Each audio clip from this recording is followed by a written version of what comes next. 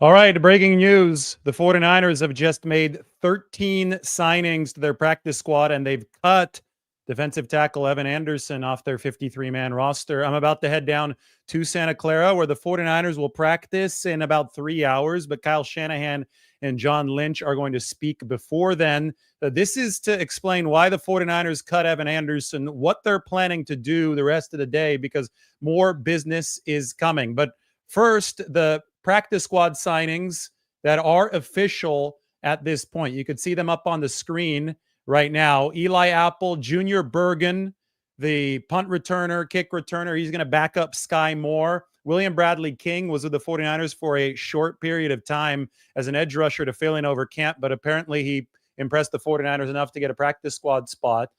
Derek Canteen played a lot of safety for San Francisco over training camp, actually initially made the team as a tryout during the rookie mini camp, so he sticks around on the practice squad. Robbie Chosen on the practice squad. We expected that. Now, here's a significant piece of information, and this should highlight that there still is more business coming today. Russell Gage is not on this list, but I'll also tell you that Marquez Valdez-Scantling, who we know that the 49ers are signing, another vet receiver, they haven't officially made that signing yet. So the game of musical chairs is still very much going on. I would expect Russell Gage to be an important part of this team week one. It probably has not been determined yet if he's going to be on the practice squad or on the 53-man roster. Anyway, more on that in a bit. Let's get through this list. Trevis Gipson, very first practice that he performed for the 49ers this past month, he tipped the ball up into the air that Nick Bosa intercepted. So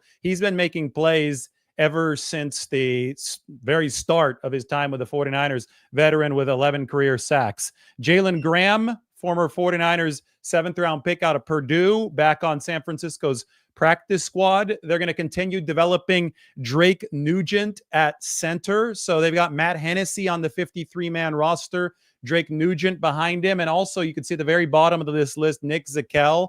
I'll show you how everybody fits on the depth chart in just a second. Curtis Robinson, that's a big one to get back. He could be a core 4 special teamer for the 49ers, and they'll get him off the practice squad at least to begin this season, which is a nice win for San Francisco. Malik Turner had that good preseason finale against the Chargers, was actually also helping Sky Moore line up. So you know that Malik is a good veteran to have in that building. As Sky was learning the playbook, Malik was there for him on Saturday against San Diego. Notice that I said San Diego, not Los Angeles. Sebastian Valdez, that's obviously the big one that we talked about in the live this morning. He clears waivers, just like about 96% of waived players cleared waivers without being claimed by another team. So the 49ers did the correct math there. Braden Willis back in that tight end room as a practice squad guy. That's how he started last season after the cut down as well. And the very top one is Eli Apple, who hadn't been with the 49ers in a couple weeks, but he was with them early in training camp. They obviously want a veteran in that cornerback room in case of emergency. Remember when the 49ers had to break glass in case of emergency in 2020 and it didn't go well? They had a corner named Brian Allen who they pulled up off the practice squad. Well, I think that the 49ers would much rather have somebody like Eli Apple there. So this is what it looks like on the depth chart. You have my counter down here. You can see that the 49ers have 14 practice squad spots filled now. Those were 13 signings. I think there's one on top of all those that the 49ers have not. Oh, Sincere McCormick. They haven't announced Sincere McCormick, the running back, but Vic Tafer, who used to cover the Raiders, and McCormick has been with the Raiders, did report that McCormick is signing with the 49ers. That's 2 practice squad spots left, 14 of 16. But the 49ers to get under the 50, well, right now, Marquez Valdez-Scantling is not officially part of the team yet, but I'm sure they're going to announce that at some point.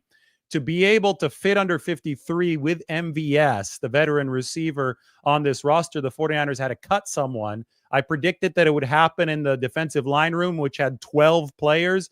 It did indeed happen with Evan Anderson. He has been waived. Second-year defensive tackle out of Florida Atlantic, actually played some good football for the 49ers last year. The fact that Evan Anderson made the 49ers initial 53, though, tells me that they're very interested in keeping him around the building. And I think there's a higher chance that he clears waivers the second day because he's not in that big lump with everybody else. So we'll see if he clears waivers, and then potentially the 49ers can re-sign Evan Anderson to the practice squad tomorrow. They had to free up some room because they brought in Jordan Jefferson, whose name I'm highlighting in that teal color that we like to highlight new players in. You see Jordan Jefferson right there? So they had to bring in, they did bring in a new defensive tackle, Jordan Jefferson, who they got a good look at in the Senior Bowl in 2024. He, for now, replaces Evan Anderson on the 49ers 53-man roster. They still have 11 defensive linemen because they did activate Yetur Gross-Matos, which was good, big news for the 49ers off of PUP. And the roster is still not yet done, as evidenced by the fact they don't have a punter officially. They're going to re-sign Thomas Morstead probably at some point today. The practice, of course, is a little bit later in the afternoon to give time for this kind of stuff. They're probably going to move Jacob Cowing to injured reserve. That could be the corresponding move to make room for Morstead. But I think that the wide receiver room is where the musical chairs are really happening, because there's no Russell Gage on this initial practice squad list. There also is no official MVS signing. We know that the 49ers are interested in bringing Kendrick Bourne back after he was released by the Patriots. And we still don't have any firm indication of which way this Jauan Jennings situation is trending. So the roster construction, which has been ongoing here for a couple days, looks fairly settled at most positions. Linebacker got Curtis Robinson back as part of the practice squad.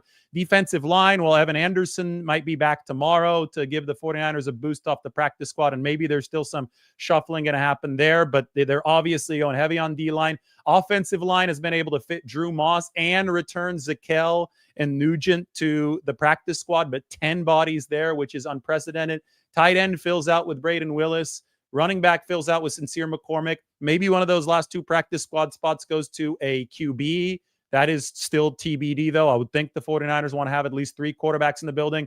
Running back, I just mentioned that's taken care of. I think the secondary, it looks fairly complete for the 49ers. Obviously, they need to re-sign Morstead at punter to finish the special teams unit, but we are left looking at a wide receiver core that is very, very much still under construction tape right now. I have MVS on this roster because the report is that they signed him, but the 49ers haven't made it official yet. We know that Kendrick Bourne is on the 49ers interest list, and we know that Jauan Jennings comes with a massive, massive asterisk right now for San Francisco. And we also know that Russell Gage is a player that they want to be in the mix for them in week 1, but he currently isn't on the team. I mean, that's how provisionary this all is right now. I mean, Russell Gage will either be on the 53 or the practice squad, and the 49ers have to figure this out in some way. We discussed all of this up on the San Francisco Standard yesterday. I think this article is aging extremely well. And now, it was all about the fact that the 49ers were going to be taking all the tools out to work on this. In the video yesterday, I used the Transamerica Pyramid as a metaphor. That thing took several years to build. Obviously, this 49ers roster can't take several years, but it's going to have to take at least several days to get to this point. And I guess, when you count the A-list players who have been here for some time, you go all the way back to 2017 for George Kittle and Kyle Juszczyk, it has taken several years to build this roster. But the current iteration of it, the current heavy lifting that the 49ers are doing around this cut down definitely is a several day project. And this is exactly where San Francisco stands right now. Now, there's some other interesting drama around the rest of the league. One is that Chaz Surratt, the linebacker whom the 49ers cut, is signing with the Seattle Seahawks onto their 53-man roster. Who do the 49ers play week 1? The Seattle Seahawks. Who do the 49ers have, or who will the 49ers have on their roster here probably within the course of the next couple hours? MVS, Marquez Valdez-Scantling, wide receiver. Who did he play for up until a few days ago? The Seattle Seahawks. So MVS from Seattle to San Francisco, Chaz Surratt pictured on your screen from San Francisco to Seattle, and then San Francisco versus Seattle in week 1. This is going to be about who performs espionage the best, who can deliver the secrets most effectively, MVS or Chaz Surratt.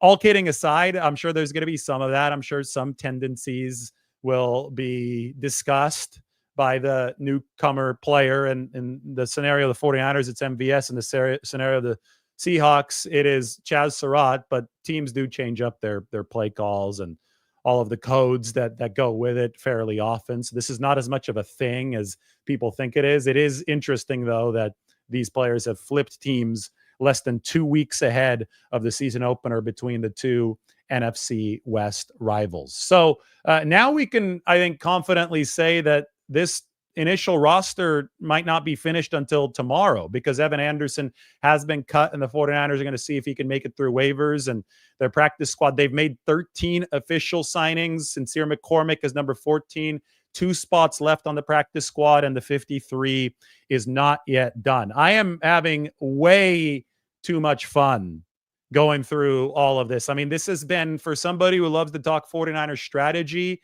this has been a heavenly 24 hours, because we are seeing so many moving pieces. A provisional roster that came out yesterday. Now they're moving closer to the final product of 69 or 70 men, but they obviously aren't there yet. Can't wait for Kyle Shanahan and John Lynch to talk about this in less than 90 minutes. I'm definitely going to have to use the express lanes on 101 to make it down from San Francisco to Santa Clara in time.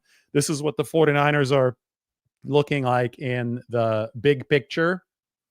As you can see with this receiver room, they're trying to build a short-term bridge, because in the long term, you're going to have Brandon Ayuk and Demarcus Robinson back. And with those guys on this team, I think that the 49ers actually have a fairly robust receiving room, especially if Juwan Jennings is ultimately ready to go. But until you get to the point where those guys are actually available, it's much tougher sledding at wide receiver. What you can do, you have MVS on the team. You can evaluate him and his fit with Brock Purdy, who throws a very catchable football that can help with all the drops, the 24 drops that MVS has had in his career. But you can evaluate him while Jacob Cowing is out. We know that's going to be about 6 weeks, probably 5 weeks at this point, since Cowing has now been hurt for a week or so. But Jacob Cowing is an ideal candidate for injured reserve, which would shelve him for 4 games. So MVS definitely is somebody who gets that trial run for the 49ers. Then the Jennings domino is a big one, because if Jennings is unable to go, I think that makes it much more likely that Kendrick Bourne comes to San Francisco, whom the 49ers are very interested in. KB, very, very vivacious guy, infectious energy. And you know who else has infectious energy is Juwan Jennings. It just so happens that the player who replaced Kendrick Bourne after Kendrick left in free agency in 2021 to New England, the player who replaced him on the 49ers was Juwan Jennings, drafted in the 7th round of 2020 out of Tennessee. So what a full circle story this would be if the 49ers needed to pick up some Jennings slack. What a story it would be if it was Kendrick Bourne that came in to help them do that. That would be ultimate full circle stuff. That's the kind of stuff that we live for when we're talking strategy on this channel. But that all has to be worked out. We're going to ask Kyle Shanahan and John Lynch all about it. I think that they would like to have a workable receiver room by the time they take the practice field today. But the really good news, the big safety net for the 49ers is that even if you're using the first few weeks to evaluate Valdes-Scantling and see how he's doing before Jacob Cowing can come back, before Demarcus Robinson can return, before Brandon Ayuk is off of that PUP list, while who knows what's going on with Juwan Jennings, even if there are a lot of question marks, which there obviously are in the receiving room over the next few weeks, the 49ers have Christian McCaffrey and they have George Kittle on this football team. And now they have Brian Robinson Jr. in the backfield. They are set up to run a lot of 2-back, 2-tight end this year. They signed Luke Farrell in the offseason to be the second tight end, to be much more playable at that position. similar to how it was when Charlie Werner was around. And that ended after the 2023 season when Charlie signed with Atlanta. So the 49ers are more set up to go two back, two tight end than maybe at any point of Kyle Shanahan's tenure, right? Brian Robinson Jr. the other day said that he and Christian McCaffrey want to be the best running back duo in the NFL.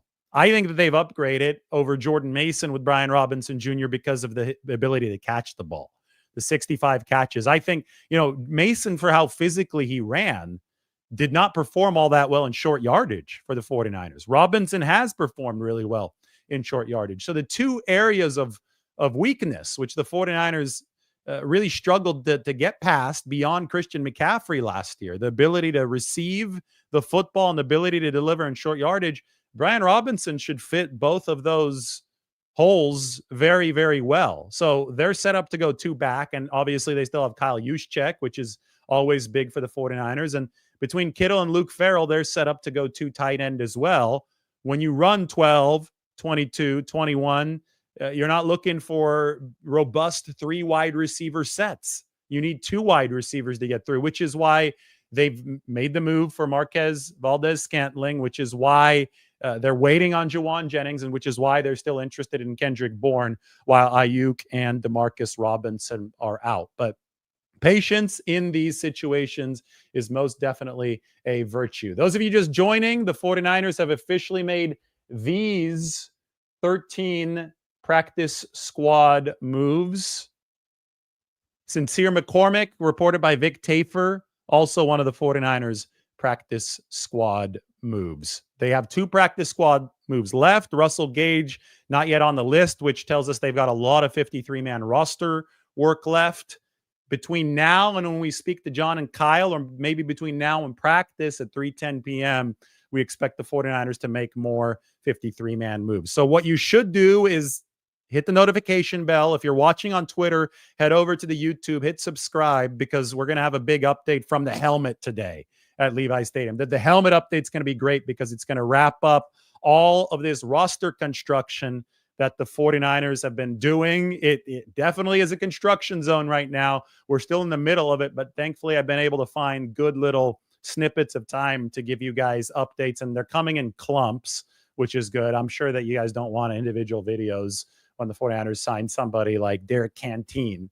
No disrespect to Derek Canteen to the practice squad, but since there's so many moves, I'm trying to keep this coming to you in an orderly fashion. And now I'm going to have to speed down the freeway. Don't worry, I'll follow all speed limit laws to head down to Levi's Stadium.